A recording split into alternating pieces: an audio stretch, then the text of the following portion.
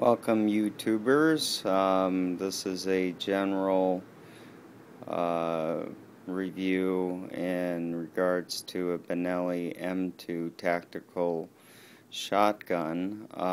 This is actually one of the first firearms I've ever purchased, and one of the things that drew me to this particular gun was as I was looking for a firearm that would mainly be used for home defense, and I know there's a lot of diehard fans for pump shotguns in regards to their reliability. However, when I was at the store, when I picked up this shotgun, it was just noticeably much better in the look and the feel and the finish, and I just fell in love with it right away. I'm going to go ahead and get a little close up here. It's a fairly easy shotgun to operate. As you can see, here's the bolt, which I'll lock into place here. And for the bolt release, as you can tell, it's pretty clean in there. I've only been to the range one time and cleaned out the bore last night. But to close it, you simply press this button. That goes into place. If you want to lock the breech without firing it, all you have to do is basically push this red button up here and pull this back, and again, you'll be able to look down the breech if you had to either eject a shell or something to that effect. When I was looking for a shotgun, and when I purchased this, I'm going to add a Picatinny rail here up on the top. You can notice it's got 4 plugs, so it does allow for a Picatinny rail on the top of the gun. And I was going to mount a reflex or a red dot sight on top, but after using the ghost rings that are well equipped on this firearm and shooting it at the range, tell you the truth, the rings are so good that it really, there is no need to really add a optics on the top of this, but that's my personal preference. I'm still going to mount the rail here on top just to kind of keep it in theme, and it's not very expensive or anything like that. I'm going to go ahead and close the breech here and just click it. And really, this is exactly how it came. Couple of things that it came with. Here's the choke tool.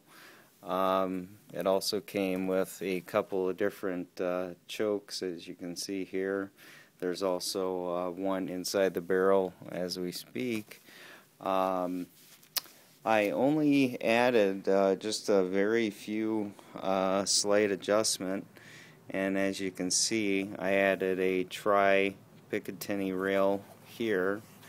Mounts very easily within about just a couple of minutes, and this is a Benelli OEM part.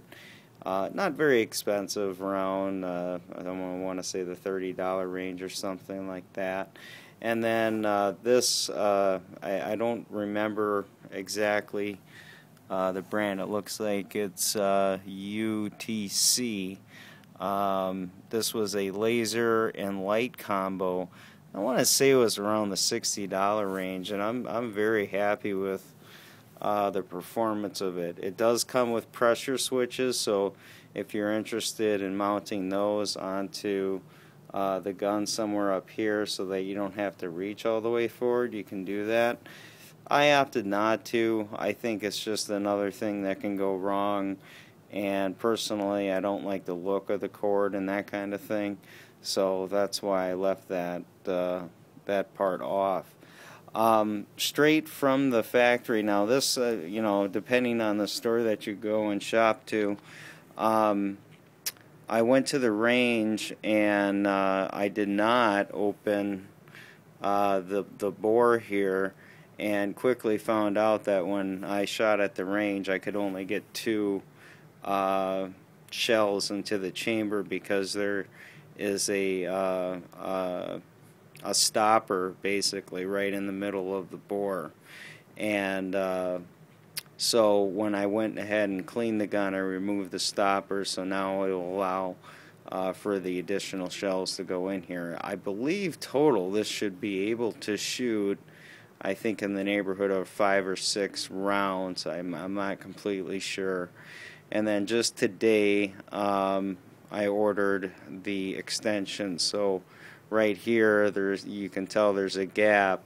The extension will then come out pretty close to flush and allow for an additional 2 shells to be placed into the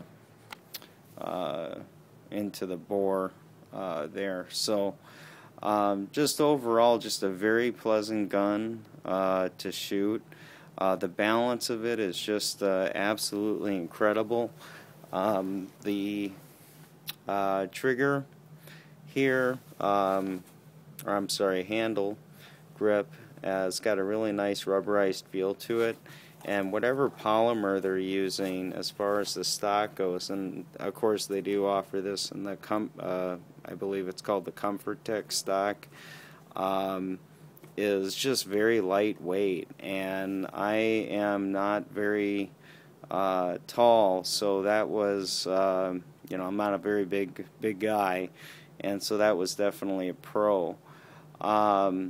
Reliability wise, I shot some low target loads through this in the beginning of the process to break in the gun, and did have a couple issues with it not fully ejecting the shell, but I don't know if that's really fair or not, because it was older ammunition, and you really do need to be using better ammunition in order for this to operate properly. This uses an inertia-driven system, which basically means that, you know, when the shell fires, this basically gets blown back and goes back into place as another cartridge, much like how most semi-automatic pistols work as well. So it's a more, what they believe, a more reliable system than using a gas system. Takedown of this weapon is very, very easy. There's a couple of videos on YouTube on how to do it, but essentially the process would be is that you would remove this for starters. Of course, now that I've added this is going to have to come off first, but you remove this, the spring comes out, this part completely comes out. If you lock back the bolt assembly, the whole barrel and everything will come right off of everything, and then the forearm basically slides off of the barrel, and then all you're left with is the bolt assembly and basically the trigger assembly. You can remove the bolt assembly while this is locked into this area here by simply pulling on this. This comes off, and then the bolt assembly, while you press this button, will slide all the way out to here, and you're able to grab that and clean it. And then the last thing you need to do is that you can see right here, this is where you can hit, or you have to knock this pin out, and then you can simply just grab it right here, and this whole trigger assembly will come out. You know,